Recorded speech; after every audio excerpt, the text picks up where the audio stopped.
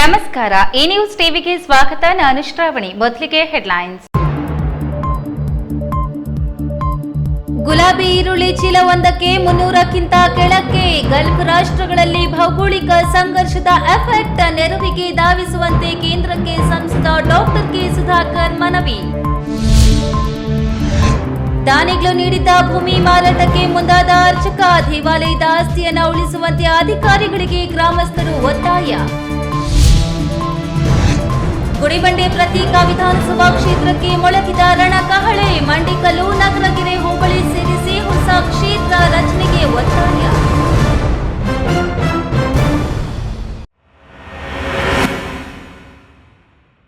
ವಾರ್ತೆಗಳ ವಿವರ. ಗಲ್ಫ್ ರಾಷ್ಟ್ರಗಳಲ್ಲಿ ಉಂಟಾಗಿರುವ ಭೌಗೋಳಿಕ ರಾಜಕೀಯ ಸಂಘರ್ಷಗಳಿಂದಾಗಿ ಪೂರೈಕೆ ಸರಪಳಿಯಲ್ಲಿ ವ್ಯತ್ಯಯ ಉಂಟಾಗಿದ್ದು, ಈ ರಫ್ತು ಆಧಾರಿತ ಬೆಳೆಯ ಮಾರುಕಟ್ಟೆ ಕುಸಿದಿದೆ. ಹಿಂದೆ ಪ್ರತಿ ಚೀಲಕ್ಕೆ 1200ರಿಂದ 1500 ಇರುತ್ತಿದ್ದ ಬೆಲೆ ಈಗ 300ಕ್ಕಿಂತ ಕೆಳಕ್ಕೆ ಇಳಿದಿರುವುದು ರೈತರನ್ನ ತೀವ್ರ ಆರ್ಥಿಕ ಸಂಕಷ್ಟಕ್ಕೆ ತಳ್ಳಿದೆ. ಗುಲಾಬಿ ಈರುಳ್ಳಿ ಬೆಳೆಗಾರರ ನೆರವಿಗೆ ಧಾವಿಸುವಂತೆ ಕೇಂದ್ರಕ್ಕೆ ಸಂಸದ ಡಾಕ್ಟರ್ ಕೆ ಸುಧಾಕರ್ ಮನವಿ ಮಾಡಿದ್ದಾರೆ.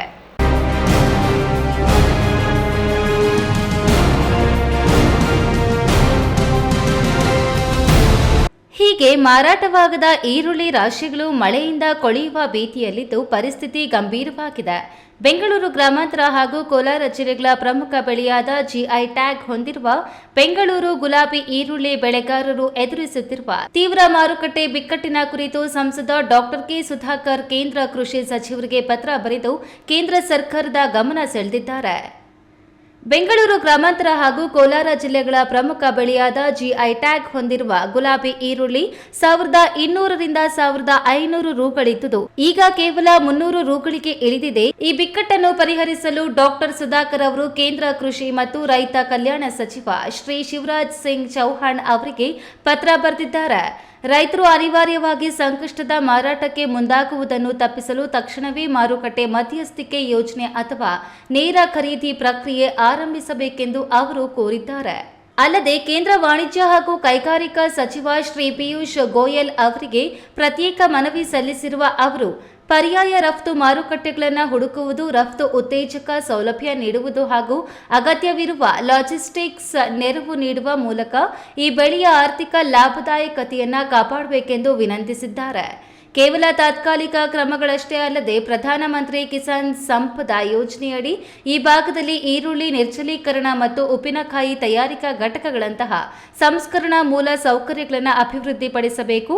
ಇದರಿಂದ ರೈತರು ಕೇವಲ ಹಸಿ ಈರುಳ್ಳಿಯ ರಫ್ತಿನ ಮೇಲೆ ಅವಲಂಬಿತವಾಗುವುದು ತಪ್ಪುತ್ತದೆ ಎಂದು ಸುಧಾಕರ್ ಸಲಹೆ ನೀಡಿದ್ದಾರೆ. ಇನ್ನು ಅನ್ನದಾತರ ಶ್ರಮಕ್ಕೆ ನ್ಯಾಯ ಸಿಗಬೇಕು ಮತ್ತು ಅವರ ಜೀವನೋಪಾಯಕ್ಕೆ ಧಕ್ಕೆಯಾಗಬಾರದು. ಕೇಂದ್ರ ಸರ್ಕಾರವು ಸಕಾರಾತ್ಮಕವಾಗಿ ಸ್ಪಂದಿಸಿ ಕೂಡಲೇ ಬೆಳೆಗಾರರ ರಕ್ಷಣೆಗೆ ಧಾವಿಸಲಿದೆ ಎಂಬ ವಿಶ್ವಾಸವನ್ನ ಸಂಸದರು ವ್ಯಕ್ತಪಡಿಸಿದ್ದಾರೆ. ಕೆಎಸ್ ನಾರಾಯಣಸ್ವಾಮಿ, ಈ ನ್ಯೂಸ್ ಟಿವಿ, ಚಿಕ್ಕಬಳ್ಳಾಪುರ. ದೇವಾಲಯಕ್ಕೆ ದಾನಿಗಳು ನೀಡಿದ್ದ ಭೂಮಿಯನ್ನು ದೇವಾಲಯದ ಅರ್ಚಕ ಶಾಮಾಚಾರ್ ಎಂಬುವವರು ದಾಖಲೆಗಳನ್ನು ಮಾಡಿಕೊಂಡು ಮಾರಾಟ ಮಾಡಲು ಮುಂದಾಗಿದ್ದು, ದೇವಾಲಯದ ಆಸ್ತಿಯನ್ನು ಉಳಿಸಿ ಅರ್ಚಕನನ್ನ ಬದಲಾಯಿಸಿ ದೇವಾಲಯದ ಅಭಿವೃದ್ಧಿಗೆ ಸಹಕರಿಸುವಂತೆ ಸಂಬಂಧಪಟ್ಟ ಅಧಿಕಾರಿಗಳಿಗೆ ಮಾಲೂರಿನ ಒಪ್ಪಚಹಳ್ಳಿ ಗ್ರಾಮಸ್ಥರು ಒತ್ತಾಯಿಸಿದ್ದಾರೆ.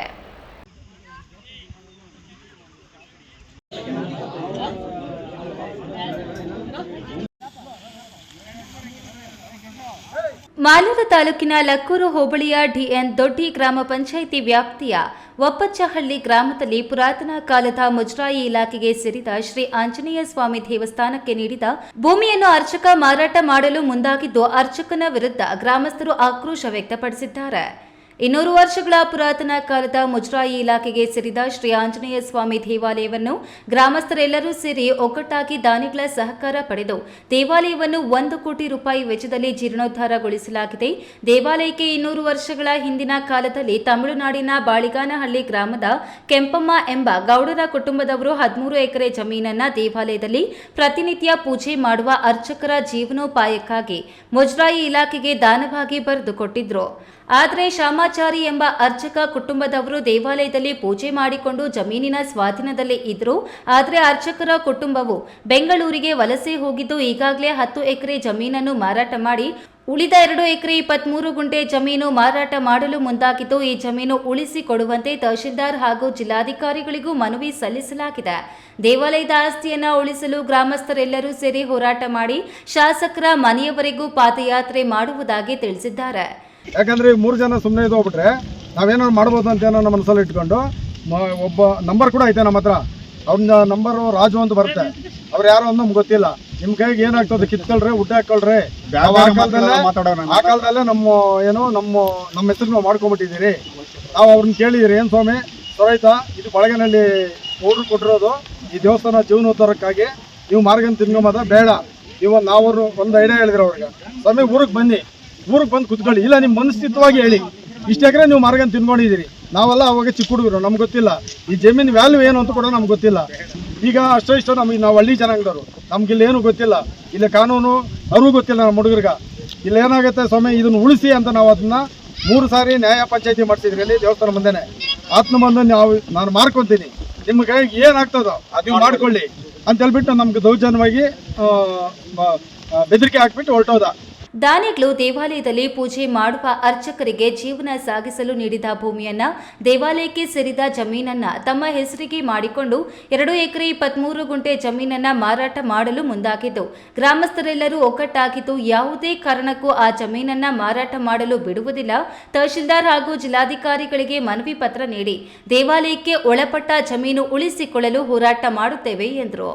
ಬಟ್ ಈಗ ಯಾವುದೇ ಕಾರಣಕ್ಕಾಗಲಿ ಈ ಒಂದು 2 ಎಕರೆ 23 ಗುಂಟೆ, 1 ಗುಂಟೆ ಖರಾಬ್ ಇದೆ, 2 ಎಕರೆ 24 ಗುಂಟೆನ ಯಾವುದೇ ಕಾರಣಕ್ಕೆ ಮಾರಬಾರದು ಅಂತ ಹೇಳ್ಬಿಟ್ಟು ಎಲ್ಲ ಗ್ರಾಮಸ್ಥರ ಕಡೆಯಿಂದ ನಾವು ತಹಶೀಲ್ದಾರ್ಗೆ ಒಂದು ಒತ್ತಾಯ ಮಾಡ್ತಾ ಇದ್ದೇವೆ.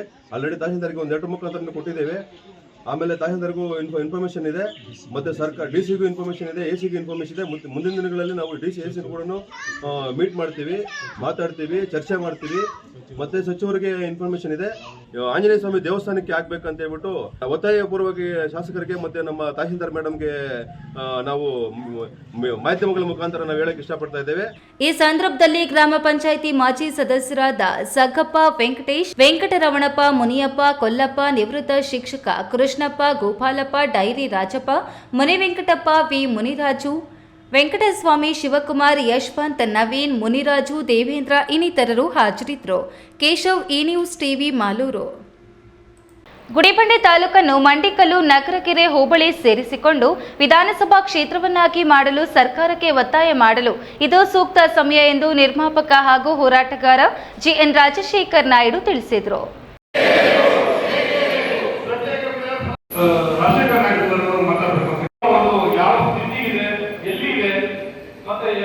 ಗುಡಿಬಂಡೆ ಪಟ್ಟಣದ ಗಾಯತ್ರಿ ಕಲ್ಯಾಣ ಮಂಟಪದಲ್ಲಿ ನಡೆದ ಗುಡಿಬಂಡೆ ವಿಧಾನಸಭಾ ಕ್ಷೇತ್ರ ಹೋರಾಟದ ಚಳುವಳಿಯ ಸಂಬಂಧವಾಗಿ ಹಮ್ಮಿಕೊಂಡಿದ್ದ ಪೂರ್ವಭಾವಿ ಸಭೆಯಲ್ಲಿ ಹೋರಾಟಗಾರ ಜಿಎನ್ ರಾಜಶೇಖರ್ ನಾಯ್ಡು ಮಾತನಾಡಿ, ಸುಮಾರು ವರ್ಷಗಳ ಹಿಂದಿನಿಂದಲೂ ಗುಡಿಬಂಡೆ ವಿಧಾನಸಭಾ ಕ್ಷೇತ್ರವನ್ನಾಗಿ ಮಾಡಬೇಕೆಂದು ಒತ್ತಾಯಿಸುತ್ತಲೇ ಬರ್ತಿದ್ದೇವೆ. ಸುಮಾರು ವರ್ಷಗಳ ಹಿಂದೆ ನಡೆದ ಡಿಮಿಲಿಟೇಷನ್ನಲ್ಲಿ ಗುಡಿಬಂಡೆಯನ್ನು ವಿಧಾನಸಭಾ ಕ್ಷೇತ್ರವನ್ನಾಗಿ ಮಾಡಬೇಕೆಂದು ಒತ್ತಾಯಿಸಿದ್ದೇವೆ. ಆದರೆ ರಾಜಕೀಯ ಹಿತಾಸಕ್ತಿಗಳ ಕೊರತೆಯಿಂದ ಕೈತಪ್ಪಿ ಹೋಗಿತ್ತು. ಈಗ ಪುನಃ ಕ್ಷೇತ್ರ ಮರು ವಿಂಗಡಣೆಗೆ ಕಾಲ ಕೂಡಿ ಬಂದಿದ್ದು, ತಾಲೂಕಿನ ಜನತೆ ಮಂಡಿಕಲ್ಲು, ನಗರಗೆರೆ ಹೋಬಳಿಗಳನ್ನು ಸೇರಿಸಿಕೊಂಡು ಅವರ ಸಹಕಾರದೊಂದಿಗೆ ಹೋರಾಟಗಳನ್ನು ನಡೆಸಿದ್ರೆ ಬರುವ ವಿಧಾನಸಭಾ ಚುನಾವಣೆ ವೇಳೆಗೆ ಗುಡಿಬಂಡೆ ವಿಧಾನಸಭಾ ಕ್ಷೇತ್ರವನ್ನಾಗಿ ಮುಂದಿನ ಪೀಳಿಗೆಗೆ ಕೊಡುಗೆಯನ್ನಾಗಿ ನೀಡಬಹುದು ಎಂದರು. 1 ವರ್ಷದಿಂದ 2 ವರ್ಷದೊಳಗಡೆ ಡಿಮಿಲಿಟೇಷನ್ ಆಗದೇ ಇರಬೇಕು. ಅದಕ್ಕೆ ನಾವು ಪ್ರಿಪರೇಟರಿ ವರ್ಕ್ ಮಾಡ್ಕೊಳ್ಬೇಕು. ಎಕ್ಸಾಮ್ ಮಾಡುವಾಗ ಪ್ರಿಪರೇಟರಿ ವರ್ಕಿಂಗ್ ಮಾಡ್ಕೊಳ್ಬೇಕು. ಈಗ ಬಾಗೇಪಲ್ಲಿ ವಿಧಾನಸಭಾ ಕ್ಷೇತ್ರ, ಬಾಗೇಪಲ್ಲಿ ಗುಡಿಬಂಡೆ ವಿಧಾನಸಭಾ ಕ್ಷೇತ್ರ ಹೇಗಾಗಿರುತ್ತೆ, 2 ಲಕ್ಷ 1 ಸಾವಿರ ಹೋಗ್ತೀವಿ, 2 ಲಕ್ಷ 1 ಸಾವಿರ. ಡಿಮಿಲಿಟೇಷನ್ ಆಕ್ಟ್ ಪ್ರಕಾರ ಯಾವ ತಾಲೂಕಿನಲ್ಲಿ 1 ವರ್ಷಕ್ಕೆ ಮೇಲೆ 2 ಲಕ್ಷದ ಒಳಗಡೆ ಅವುಗಳು ಮಾಡ್ತಾರೆ ವಿಧಾನಸಭಾ ಕ್ಷೇತ್ರ ಆಗೋದಕ್ಕೆ ನಾಯಕರು. 2011ರ ಜನಸಂಖ್ಯೆಯನ್ನ ನೋಡಿದ್ರೆ ಗುಡಿಬಂಡೆ ತಾಲೂಕಿನಲ್ಲಿ 55,000ಕ್ಕೂ ಹೆಚ್ಚು ಜನಸಂಖ್ಯೆ ಹೊಂದಿದ್ದು, ಇದರ ಜೊತೆಯಲ್ಲಿಯೇ ಮಂಡಿಕಲ್ಲು, ನಗರಗೆರೆ ಹೋಬಳಿಗಳನ್ನು ಸೇರಿಸಿಕೊಂಡ್ರೆ ಕ್ಷೇತ್ರ ಮರು ವಿಂಗಡಣೆಗೆ ಬೇಕಾದ ಜನಸಂಖ್ಯೆಯನ್ನ ಹೊಂದಿದ್ದು, ಈಗ 2026ರ ಜನಗಣತಿ ನಡೆಯುತ್ತಿದ್ದು, ತಾಲೂಕನ್ನು ವಿಧಾನಸಭಾ ಕ್ಷೇತ್ರವನ್ನಾಗಿ ಮಾಡಲು ಹೀಗಿರುವ ಹುಮ್ಮಸ್ಸಿನಲ್ಲಿ ಪ್ರತಿಯೊಬ್ಬರು ಬೇರೆ ತಾಲೂಕುಗಳಲ್ಲಿ ನಮೂದು ಮಾಡದೆ ಗುಡಿಬಂಡೆ ತಾಲೂಕಿನಲ್ಲಿ ನಮೂದು ಮಾಡಿ ಜನಸಂಖ್ಯೆಯನ್ನು ಹೆಚ್ಚಿಸಿದ್ರೆ ಮತ್ತಷ್ಟು ಸುಲಭವಾಗಲಿದೆ ಎಂದರು. ಕಾರ್ಯಕ್ರಮವನ್ನ ಅರಳಿ ಸಸಿಯನ್ನು ನೆಡುವುದರ ಮೂಲಕ ಗಣ್ಯರು ಕಾರ್ಯಕ್ರಮಕ್ಕೆ ಚಾಲನೆ ನೀಡಿದರು. ಪ್ರಾರಂಭಕ್ಕೂ ಮುನ್ನ ಕವಿ ಪ್ರೆಸ್ ಸುಬ್ಬರಾಯಪ್ಪ ಗುಡಿಬಂಡೆ ವಿಧಾನಸಭಾ ಕ್ಷೇತ್ರ ಹೋರಾಟದ ಕಿಚ್ಚು ಹೊತ್ತಿಸುವ ಗೀತ ಗಾಯನವನ್ನ ಹಾಡುವ ಮೂಲಕ ಸಭಿಕರನ್ನು ಹುರಿದುಂಬಿಸಿದ್ರು. ಕಾರ್ಯಕ್ರಮದಲ್ಲಿ ಮುಖಂಡರಾದ ಬಿ ಅಮೀರ್ ಜಾನ್, ನಗರಗೆರೆ ಹೋಬಳಿಯ ರೈತ ಮುಖಂಡ ಮಾಳಪ್ಪ, ಸಾನಾ ನಾಗೇಂದ್ರ, ಅಫ್ಸರ್ ಪಾಷಾ, ನವೀನ್ ಕುಮಾರ್, ಶ್ರೀನಿವಾಸ್ ಯಾದವ್, ಕಸಾಪ, ಮಂಜುನಾಥ್ ರೆಡ್ಡಿ, ಭೈರಪ್ಪ, ಈಶ್ವರಪ್ಪ, ಯೋಗೇಶ್ವರಿ, ವಿಜಯ್, ಆಶಾ ಜಯಪ್ಪ, ಡಿಎಸ್ಎಸ್ ಗಂಗಪ್ಪ, ರಾಜಣ್ಣ ಇನ್ನಿತರರು ಪಾಲ್ಗೊಂಡಿದ್ದರು. ಮಂಜುನಾಥ್ ಬಿ, ಈ ನ್ಯೂಸ್ ಟಿವಿ, ಗುಡಿಬಂಡೆ. ಇದೀಗ ವಿರಾಮದ ನಂತರ ಈ ನ್ಯೂಸ್ ಟಿವಿ ಮುಂದುವರಿಯುತ್ತದೆ. ಚಿಕ್ಕಬಳ್ಳಾಪುರದ ಪ್ರತಿಷ್ಠಿತ ನ್ಯೂಟನ್ ಇಂಟಿಗ್ರೇಟೆಡ್ ಪಿಯು ಕಾಲೇಜ್ ಸತತ 6 ವರ್ಷಗಳಿಂದ 100ಕ್ಕೆ 100ರಷ್ಟು ಫಲಿತಾಂಶವನ್ನು ಪಡೆದುಕೊಳ್ತಾ ಬಂದಿದೆ.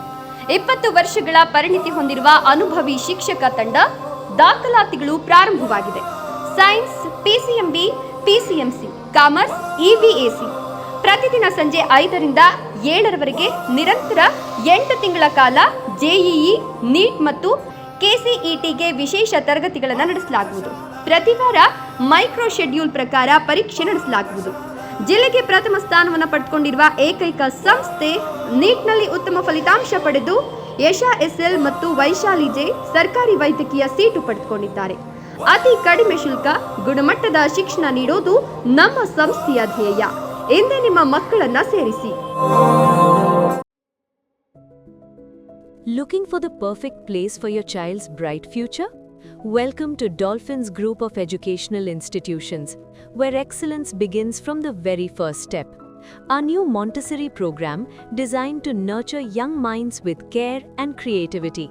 With experienced faculty, safe and reliable transport facilities, and separate secure hostel accommodation, we ensure comfort, safety, and quality education at every stage.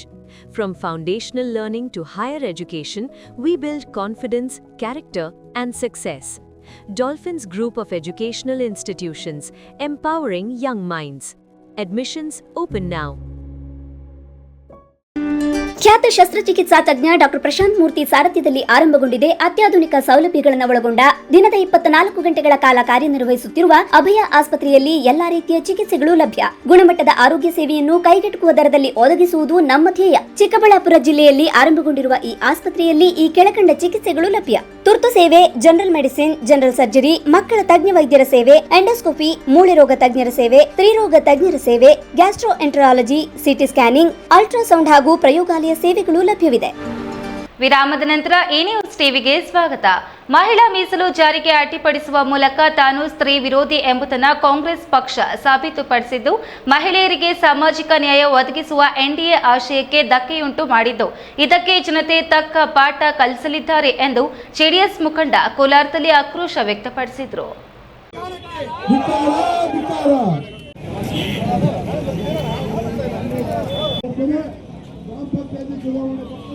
Kolar ನಗರದ ಕೆಎಸ್ಆರ್ಟಿಸಿ ಬಸ್ ನಿಲ್ದಾಣದ ವೃತ್ತದಲ್ಲಿ ಪ್ರತಿಭಟನೆ ನಡೆಸಿದ ಜೆಡಿಎಸ್ ಮಹಿಳಾ ಘಟಕ ಲೋಕಸಭೆಯಲ್ಲಿ ಮಹಿಳೆಯರಿಗೆ 33% ಮೀಸಲಾತಿ ವಿಧೇಯಕ ಮಂಡಿಸಲಾಗಿದ್ದು, ಈ ವಿಧೇಯಕ ಸೋಲಿಗೆ ಪ್ರಮುಖ ಪಾತ್ರ ವಹಿಸಿರುವ ಕಾಂಗ್ರೆಸ್ ಪಕ್ಷದ ವಿರುದ್ಧ ರಾಜ್ಯವ್ಯಾಪಿ ಹೋರಾಟ ಮಾಡುವುದಾಗಿ ತಿಳಿಸಿ ಘೋಷಣೆ ಕೂಗಿದ್ರು. ಈ ಸಂದರ್ಭದಲ್ಲಿ ಜೆಡಿಎಸ್ ಜಿಲ್ಲಾಧ್ಯಕ್ಷ ಜಿಕೆ ವೆಂಕಟಶಿವಾರೆಡ್ಡಿ ಮಾತನಾಡಿ, ದಶಕಗಳ ಕಾಲದಿಂದ ಮಹಿಳಾ ಮೀಸಲಾತಿ ಮಸೂದೆಯನ್ನು ಮೂಲೆ ಗುಂಪು ಮಾಡಿದ್ದ ಕಾಂಗ್ರೆಸ್ ಪಕ್ಷ ಇದೀಗ ಎನ್ಡಿಎ ಪ್ರಧಾನಿ ನರೇಂದ್ರ ಮೋದಿ ಅವರು ಮಸೂದೆಯನ್ನು ಸಂಸತ್ನಲ್ಲಿ ಮಂಡಿಸಿದಾಗ ವಿರೋಧಿಸುವ ಮೂಲಕ ತನ್ನ ನೀಚ ಸಂಸ್ಕೃತಿಯನ್ನು ಪ್ರದರ್ಶಿಸಿದೆ ಎಂದು ಕಿಡಿಕಾರಿದ್ರು. ಇವತ್ತು ಇಂಡಿಯಾ ಒಕ್ಕೂಟ ಇದನ್ನ ವಿರೋಧ ಮಾಡಿದರೆ ಅವರನ್ನ ಕಿತ್ತೊಗೆಯುವ ಕೆಲಸ ನಾವು ಮಾಡಬೇಕಾಗುತ್ತೆ. ಫಸ್ಟ್ ಪ್ರಥಮ ಕೆಲಸ ಮಹಿಳೆಯರು ವಿಶೇಷವಾಗಿ ನಾವೆಲ್ಲ ಮಾಡಬೇಕಾಗುತ್ತೆ. ನಾವೆಲ್ಲ ಅವ್ರಿಗೆ ಸಪೋರ್ಟ್ ಮಾಡಬೇಕು. ಮಹಿಳೆಯರು ಚಾಲೆಂಜ್ ಮಾಡಿಕೊಂಡು ಇವತ್ತು ಈ ಭಾರತ ದೇಶದ ಮಹಿಳೆಯರು ಎಲ್ಲರೂ ಕೂಡ ಅಕ್ಕ ತಂಗಿಯರು ಎಲ್ಲರೂ ಕೂಡ ಚಾಲೆಂಜ್ ಮಾಡಿಕೊಂಡು ಈ ಒಂದು ಒಕ್ಕೂಟವನ್ನ ಕಿತ್ತೊಗೆಯೋದಕ್ಕೆ ಎಲ್ಲ ನಾವು ಪಣ ತೊಡಬೇಕು ಅಂತ ಹೇಳ್ಬಿಟ್ಟು ನಾನು ಎಲ್ಲ ಜನತೆಯನ್ನು ಕೂಡ ಪ್ರಾರ್ಥನೆ ಮಾಡಿಕೊಡ್ತೇನೆ. ಜೆಡಿಎಸ್ ಹಿರಿಯ ಮುಖಂಡ ಸಿಎಂಆರ್ ಶ್ರೀನಾಥ್ ಮಾತನಾಡಿ, ಪುರುಷರಷ್ಟೇ ಮಹಿಳೆಯು ಸಬಲಳು. ಜನಸಂಖ್ಯೆಯಲ್ಲೂ ಸುಮಾರು 50% ಸಮಪಾಲು ಇರುವಾಗ 33% ಮೀಸಲಾತಿ ಮಂಜೂರಾತಿಗೆ ಕಾಂಗ್ರೆಸ್ ವಿರೋಧಿಸಿ ಅಡ್ಡಿಪಡಿಸಿರುವುದು ಖಂಡನೀಯ. ಇದರ ವಿರುದ್ಧ ಮಹಿಳೆಯರು ಜಾಗೃತರಾಗಿ ಕಾಂಗ್ರೆಸ್ ಪಕ್ಷದ ವಿರುದ್ಧ ತಿರುಗಿ ಬೀಳಬೇಕು ಎಂದರು. ಗೌರವಾದ ಡಾಕ್ಟರ್ BR ಅಂಬೇಡ್ಕರ್ ರಚಿಸಿದಂಥ ಸಂವಿಧಾನ, ಅವರ ಆಶಯದಂತೆ ಮಹಿಳೆಯರು ಕೂಡ 50%ಕ್ಕೂ ಹೆಚ್ಚು ಮೀಸಲಾತಿ ಕೊಡಬೇಕು, ಸಮಪಾಲು ಸಮಬಾಳು ರೀತಿಯಲ್ಲಿ ಮಹಿಳೆಯರು ಕೂಡ ಸಮಾನ ಹಕ್ಕಿದೆ ಅಂತಕ್ಕಂಥ ಒಂದು ಉದ್ದೇಶ ಇಟ್ಟುಕೊಂಡರು ಅವರಿಗೆ. ಆದರೆ ಇವತ್ತು ಕಾಂಗ್ರೆಸ್ ಸಂವಿಧಾನ ಧಿಕ್ಕರಿಸುವ ನಿಟ್ಟಿನಲ್ಲಿ ಹೊರಟಿದೆ. ಪ್ರತಿಭಟನೆಯಲ್ಲಿ ಜೆಡಿಎಸ್ ಮಹಿಳಾ ಘಟಕದ ಜಿಲ್ಲಾಧ್ಯಕ್ಷೆ ಗಾಯತ್ರಿ ಮುದ್ದಪ್ಪ, ವಿಧಾನ ಪರಿಷತ್ ಸದಸ್ಯ ಇಂಚರ ಗೋವಿಂದರಾಜು, ಬಣಕನಹಳ್ಳಿ ನಟರಾಜ್, ಬಾಬು ಮೌನಿ, ಕುರಕಲ್ ಪಟ್ಟಣ ಪಂಚಾಯಿತಿ ಸದಸ್ಯ ರಮೇಶ್, ವಡಗೂರು ರಾಮು, ಜಿಲ್ಲಾ ಪಂಚಾಯಿತಿ ಮಾಜಿ ಅಧ್ಯಕ್ಷೆ ಚೌಡೇಶ್ವರಿ ರಾಮು ಸೇರಿದಂತೆ ಇನ್ನಿತರರು ಹಾಜರಿದ್ದರು. ಸತೀಶ್, ಈ ನ್ಯೂಸ್ ಟಿವಿ, ಕೋಲಾರ. ಕೆರೆಗೆ ಕೋಡಿ ಇರುವಂತೆ ದುಡಿದು ಗಳಿಸಿದ ಸಂಪತ್ತಿಗೆ ದಾನವೆಂಬ ಕೋಡಿ ಇರಬೇಕೆಂದು ಮರಳೇಗವಿ ಮಠದ ಡಾಕ್ಟರ್ ಶ್ರೀ ಮುಮ್ಮಡಿ ಶಿವರುದ್ರ ಸ್ವಾಮೀಜಿ ನುಡಿದರು.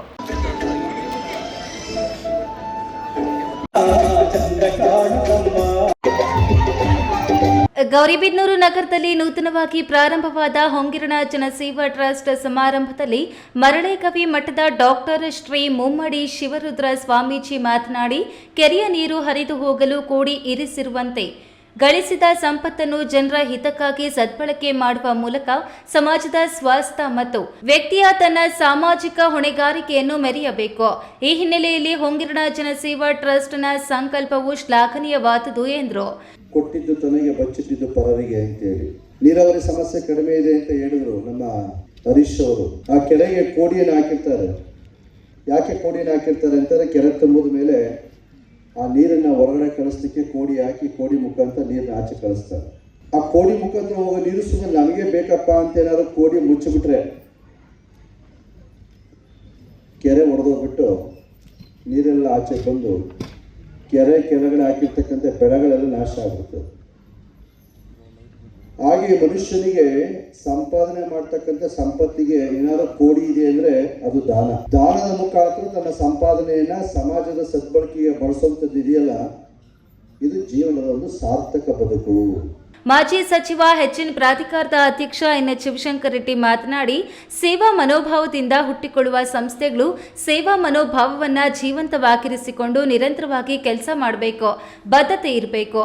ಇಂದು ಹುಟ್ಟಿ ನಾಳೆ ಸಾಯುವಂತಾಗಬಾರದು. ಸಮಾಜ ಸೇವೆ ಮಾಡುವಾಗ ಎಚ್ಚರ ಬಹಳ ಅವಶ್ಯಕ. ಸೇವೆ ಅಪಾತ್ರರ ಪಾಲಾಗುವ ಸಂಭವವುಂಟು. ಹಾಗೆಯೇ ದುರುಪಯೋಗವಾಗಿ ಸೇವಾ ಕಾರ್ಯಗಳು ಮಾಡಲು ಮುಂದಾದವರು ಅಪಾಯಕ್ಕೆ ಸಿಲುಕುವ ಸಾಧ್ಯತೆಗಳು ಇವೆ ಎಂದರು.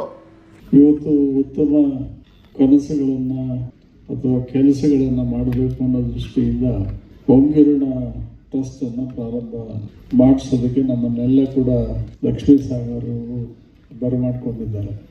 ಸಮಾಜದಲ್ಲಿ ಎಲ್ಲ ಥರದ ಜನ ಇರ್ತಾರೆ.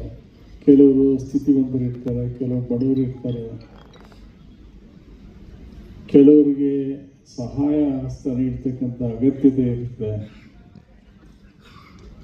ಸ್ವಾಮೀಜಿಗಳು ಹೇಳ್ತಾ ಇದ್ರು, ಎಲ್ಲ ಶ್ರೀಮಂತರು ಕೂಡ ಸಹಾಯ ಮಾಡ್ತಕ್ಕಂಥ ದಾನ ಮಾಡ್ತಕ್ಕಂಥ ಮನಸ್ಥಿತಿ ಎಲ್ರಿಗೂ ಇರೋದಿಲ್ಲ, ಆದರೆ ಕೆಲವರಿಗೆ ಇರುತ್ತೆ ಅಂತ ಹೇಳಿ. ಸಮಾರಂಭದಲ್ಲಿ PUC ವಿದ್ಯಾರ್ಥಿಗಳು ಮತ್ತು ಸಾಧಕರನ್ನ ಸನ್ಮಾನಿಸಿ ಮಹಿಳೆಯರಿಗೆ ಭಾಗ್ಯನ ನೀಡಲಾಯಿತು. ರಸಮಂಜರಿ ಕಾರ್ಯಕ್ರಮ ನಡೆಯಿತು. ವೇದಿಕೆಯಲ್ಲಿ ನಿವೃತ್ತ ಪ್ರಾಂಶುಪಾಲ ಸಾಹಿತಿ ಡಾಕ್ಟರ್ KP ನಾರಾಯಣಪ್ಪ, ಟ್ರಸ್ಟ್ ಸಂಸ್ಥಾಪಕ Lakshmi Sagar, Padmasagar, Venkatesh, G Narasimhamurthy, D Jairam, HG Harish, Srinivas Babu, Premalatha, Basavaraju, K Siddaramanna, Maraluru Hanumantha Reddy, HN Prakash Reddy ಇನ್ನಿತರರು ಹಾಜರಿದ್ದರು. ಪ್ರದೀಪ್, ಈ ನ್ಯೂಸ್ ಟಿವಿ, ಗೌರಿಬಿದನೂರು. ಗ್ರಾಮೀಣ ಪ್ರದೇಶದಲ್ಲಿ ಡಾಕ್ಟರ್ ರಾಜಾರೆಡ್ಡಿ ಅಗಲಿಕೆಯಿಂದ ಈ ಭಾಗದ ಜನರಿಗೆ ಅಪಾರ ನಷ್ಟವಾಗಿದೆ. ಇಂತಹ ಜನಮನದ ಮನೆ ವೈದ್ಯರು ಮತ್ತೆ ಹುಟ್ಟಿ ಬರಬೇಕೆಂದು ರಾಜ್ಯ ಒಕ್ಕಲಿಗರ ಸಂಘದ ಪ್ರಧಾನ ಕಾರ್ಯದರ್ಶಿ ಟಿ ಕೋನಪ್ಪರೆಡ್ಡಿ ಹೇಳಿದರು. ವಿಶ್ವದ ಎಲ್ಲ ಜನರ ಮನಸ್ಸಿನಲ್ಲಿ ನಿಂತುಕೊಳ್ತಾರೆ. ಹಣಕ್ಕಾಗಿ, ಅಧಿಕಾರಕ್ಕಾಗಿ. ಚೇಳೂರು ಪಟ್ಟಣದ ವೈದ್ಯರಾದ GV ರಾಜಾರೆಡ್ಡಿರವರ ಅಗಲಿಕೆಯ ಸಂತಾಪ ಸಭೆ ಮತ್ತು ರಕ್ತದಾನ ಶಿಬಿರದಲ್ಲಿ ರಾಜ್ಯ ಒಕ್ಕಲಿಗರ ಸಂಘದ ಪ್ರಧಾನ ಕಾರ್ಯದರ್ಶಿ ಟಿ ಕೋನಪ್ಪರೆಡ್ಡಿ ಮಾತನಾಡಿ, ವೈದ್ಯ GV ರಾಜಾರೆಡ್ಡಿ ನೆನಪಿನಲ್ಲಿ ರಕ್ತದಾನ ಶಿಬಿರ ನಡೆಯುತ್ತಿರುವುದು ಒಳ್ಳೆಯದು ಎಂದರು. ಚೇಳೂರು ತಾಲೂಕು ಹೋರಾಟ ಸಮಿತಿ ಹೋರಾಟಗಾರರಾದ ಪುಲಕಲ್ P ರಾಧಾಕೃಷ್ಣ ಮಾತನಾಡಿ, ಮಾನವನ ಹುಟ್ಟು ಸಾವು ಸಹಜ, ಆದರೆ ಮನುಷ್ಯ ಬದುಕಿನ ಜೀವನದಲ್ಲಿ ನೆನಪು ಇರುವ ಹಾಗೆ ರಾಜಾರೆಡ್ಡಿ ಅಗಲಿಕೆ ಈ ಭಾಗದ ಜನತೆಗೆ ತುಂಬಲಾರದ ನಷ್ಟ ಎಂದು ಭಾವುಕರಾದರು. ಡಾಕ್ಟರ್ ರಾಜಾರೆಡ್ಡಿರವರ ನೆನಪಿನಲ್ಲಿ ಚೇಳೂರು ಪಟ್ಟಣದ ಅರವಿಂದ ಶಾಲೆಯಲ್ಲಿ ಚಿಕ್ಕಬಳ್ಳಾಪುರ ಶಾಖೆಯ ರೆಡ್ ಕ್ರಾಸ್ ರಕ್ತ ನಿಧಿಯವರ ಸಹಯೋಗದೊಂದಿಗೆ ಸ್ವಯಂ ಪ್ರೇರಿತ ರಕ್ತದಾನ ಶಿಬಿರವನ್ನು ಏರ್ಪಡಿಸಲಾಗಿತ್ತು. ಸುಮಾರು 300ಕ್ಕೂ ಹೆಚ್ಚು ರಕ್ತದಾನಿಗಳು ರಕ್ತದಾನ ಶಿಬಿರದಲ್ಲಿ ಪಾಲ್ಗೊಂಡು 118 ರಕ್ತದ ಯೂನಿಟ್ಗಳನ್ನು ಸಂಗ್ರಹಿಸಿ ರೆಡ್ ಕ್ರಾಸ್ ರಕ್ತ ನಿಧಿಯವರಿಗೆ ನೀಡಲಾಯಿತು. ಸಂತಾಪ ಸಭೆಯಲ್ಲಿ ಡಿಎಚ್ಒ ಮಹೇಶ್ ಕುಮಾರ್, ನಿವೃತ್ತ ಜಿಲ್ಲಾ ಆರೋಗ್ಯ ಅಧಿಕಾರಿ doctor BN Bhairareddy, doctor GV Santosh Kumar, doctor Rajareddy ಧರ್ಮಪತ್ನಿ ರೆಡ್ಡಮ್ಮ, ನಿವೃತ್ತ ಬಿಇಒ ನಾರಾಯಣರೆಡ್ಡಿ, ಒಕ್ಕಲಿಗರ ಸಂಘದ ಅಧ್ಯಕ್ಷ ಲಕ್ಷ್ಮೀನಾರಾಯಣ ರೆಡ್ಡಿ, ಹಿರಿಯರಾದ ಪಾಳ್ಯಗೆರೆ ಪಿಎಸ್ ಶ್ರೀನಾಥ್ ರೆಡ್ಡಿ, ಗಾಣಿಗರ ಜೆಎನ್ ವೆಂಕಟರಮಣಪ್ಪ, ಗುಂಡ್ಲಪಲ್ಲಿ ಜಿ5 ರಾಮಿರೆಡ್ಡಿ, ಐವಿ ಕೃಷ್ಣಾರೆಡ್ಡಿ ಭಾಗವಹಿಸಿದ್ರು. ವರದಿ ಜೆವಿ ಚಲಪತಿ, ಈ news TV, Cheluru. Chikkaballapura junior college ಮೈದಾನದಲ್ಲಿ ಕಳೆದ 2 ದಿನಗಳಿಂದ ನಡೆದ ಸುಭಾಷ್ ಚಂದ್ರ ಬೋಸ್ ಮೊದಲ ವರ್ಷದ ವಾಲಿಬಾಲ್ ಟೂರ್ನಮೆಂಟ್ ಪಂದ್ಯಾವಳಿಗಳಲ್ಲಿ ಮೊದಲ ಬಹುಮಾನ ಗುಡಿಬಂಡೆ, ದ್ವಿತೀಯ ಬಹುಮಾನ ಚಿಕ್ಕಬಳ್ಳಾಪುರ, 3ನೇ ಬಹುಮಾನ ನಂದಿ ಹಾಗೂ 4ನೇ ಬಹುಮಾನ ಜಂಗಮಕೋಟೆ ತಂಡಗಳು ಗೆದ್ದುಕೊಂಡವು.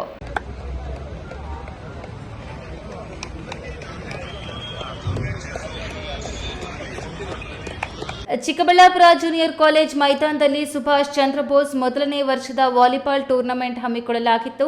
ನಿನ್ನೆ ಮತ್ತು ಇಂದು ನಡೆದ ಪಂದ್ಯಾವಳಿಗಳಲ್ಲಿ 15ರಿಂದ 20 ತಂಡಗಳು ಭಾಗವಹಿಸಿದ್ವು. ಇಂದು ನಡೆದ ಫೈನಲ್ ಪಂದ್ಯಾವಳಿಗಳಲ್ಲಿ ಗುಡಿಬಂಡೆ ಮೊದಲ, ದ್ವಿತೀಯ ಚಿಕ್ಕಬಳ್ಳಾಪುರ 3ನೇ ಮತ್ತು ನಂದಿ 4ನೇ ಬಹುಮಾನ ಜಂಗಮಕೋಟೆ ತಂಡಗಳು ತಮ್ಮದಾಗಿಸಿಕೊಂಡವು. ಮೊದಲನೇ ಬಹುಮಾನ 50,000, ದ್ವಿತೀಯ ಬಹುಮಾನ 30,000, ತೃತೀಯ ಬಹುಮಾನ 15,000 ನಗದು ಹಾಗೂ ಟ್ರೋಫಿ ವಿತರಿಸಲಾಯಿತು. ಫೈನಲ್ ಪಂದ್ಯಾವಳಿಯಲ್ಲಿ ಭಗತ್ ಸಿಂಗ್ ಚಾರಿಟಬಲ್ ಟ್ರಸ್ಟ್ ಸದಸ್ಯ ಸಂದರ್ಶ್ ರೆಡ್ಡಿ, ಸುಭಾಷ್ ಚಂದ್ರ ಬೋಸ್ ವಾಲಿಬಾಲ್ ತಂಡದ ಸಂಘಟಕರಾದ ಅಧ್ಯಕ್ಷರು ಮಂಜುನಾಥ್, ಅನಿಲ್, ಪವನ್, ಚೇತನ್, ಹೇಮಂತ್, ಅಣಕ್ನೂರು, ಸುನಿಲ್ ಮತ್ತು ಪ್ರವೀಣ್ ಹಾಜರಿದ್ದರು. ಕೆಎಸ್ ನಾರಾಯಣಸ್ವಾಮಿ, ಈ ನ್ಯೂಸ್ ಟಿವಿ, ಚಿಕ್ಕಬಳ್ಳಾಪುರ. ಇದೀಗ ವಿರಾಮದ ನಂತರ ಈ ನ್ಯೂಸ್ ಟಿವಿ ಮುಂದುವರಿಯುತ್ತದೆ. ಭಾರತದ ಪ್ರತಿಷ್ಠಿತ ದ್ವಿಚಕ್ರ ವಾಹನಗಳಲ್ಲಿ ಒಂದಾದ ಹೀರೋ ಬೈಕ್ಗಳು ಚಿಕ್ಕಬಳ್ಳಾಪುರ ಜಿಲ್ಲೆಯಲ್ಲಿ ಲಭ್ಯ. ಉದ್ಯಮಿ ಅಧಿಕೃತ ಡೀಲರ್ ಲಕ್ಷ್ಮೀನಾರಾಯಣ್ ಸಾರಥ್ಯದಲ್ಲಿ ಆರಂಭವಾಗಿರುವ ಶೋರೂಮ್ ಹಲವು ವೈಶಿಷ್ಟ್ಯತೆಗಳಿಂದ ಕೂಡಿದೆ.